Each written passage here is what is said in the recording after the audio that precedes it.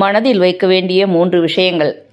விலைமதிக்க முடியாத பாசங்கள் எல்லாம் நேரில் பேச முடியாமல் வெறும் அலைபேசியோடு முடிந்து விடுகிறது.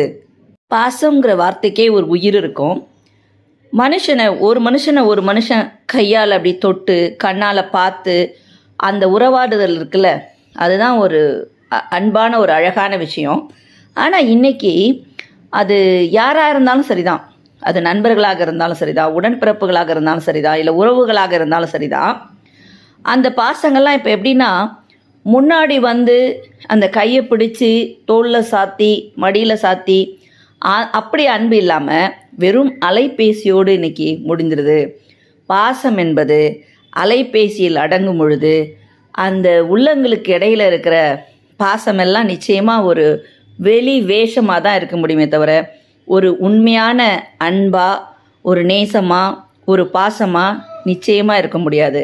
அதனால் அலைபேசிகளை அடக்கி வைத்துவிட்டு உண்மையான உள்ளங்களோடு உறவாடுங்கள்.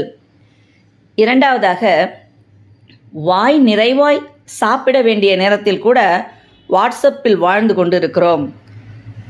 முன்னாடி தட்டில் சாப்பாடு இருக்கும், அப்படியே கண் எங்கே இருக்குன்னா தட்டில் இருக்காது, அந்த மொபைலில் இருக்கிற ரீல்ஸில் அப்படியே ஓடிக்கிட்டே இருக்கும்.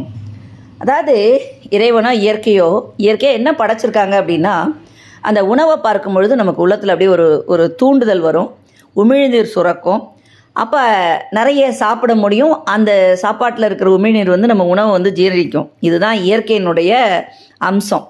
ஆனால் இன்றைக்கி முன்னாடி தட்டில் போட்டுருக்குது சாதமா, இட்லியா, சப்பாத்தியா அப்படின்னு கூட தெரியாமல் அந்த நேரத்தில் கூட இந்த அலைபேசியை பார்த்துட்டு அப்படியே ஸ்க்ரால் பண்ணிக்கிட்டே, மோசமானதாகவும் நல்லா இருந்தாலும் சாப்பிட்றோம் இல்லையா, அது ஒரு தவறான செயல். அதை நீங்கள் மாற்றிக்கொள்ளுங்கள். மூன்றாவது, நான் இறந்த பின் என் மொபைல், ஹெட்ஃபோன், ஐபேட் சார்ஜரை என்னுடன் புதைத்து விடுங்கள். மனிதனின் கடைசி ஆசை இனிமேல் இதுவாகத்தான் இருக்கும்.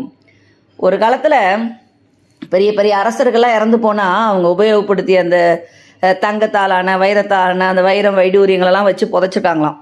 ஆனால் இன்றைக்கி ஒவ்வொரு மனுஷனுடைய கையிலையும், அதாவது இதை வியாதி இல்லையா அப்படின்னு தெரியல, இது சந்தோஷம் இல்லையான்னு தெரியுமில்ல, இறந்த மனுஷனுக்கு கூட அந்த தொலைபேசியினுடைய ஒலி கேட்கணும் அப்படின்னு நினச்சோம்னா, அதாவது உறவுகளாக இருந்தாலும் சரிதான், இயற்கையை ரசிக்கிறது, வாழ்க்கையை அனுபவிக்கிறது, அந்த ஒரு அழகான மியூசிக்கை கேட்குறது, காலார நடந்து போகிறது, உறவுகளை பார்க்குறது, அது ஏதாவது ஆடாக இருக்கலாம், மாடாக இருக்கலாம், மனிதனாக இருக்கலாம், எதுவாக இருந்தாலும் அதை பார்த்து ரசிக்கிறது தான் வாழ்க்கை.